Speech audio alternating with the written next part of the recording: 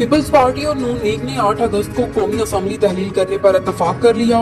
Peoples party نے 8 اگست کو assembly تحلیل کرنے کی تجویز دی تھی۔ حکومت کو قانونی ماہرین نے بھی 8 اگست کی تجویز دی ہے۔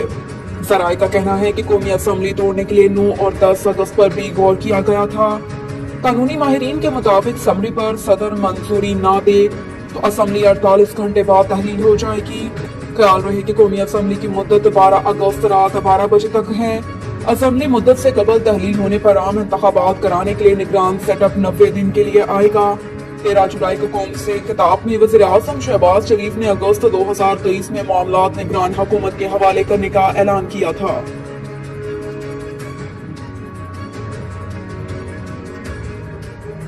وزیر اعظم کہتے ہیں چین نے پاکستان کو $600 ملین رول اوور کر دیے۔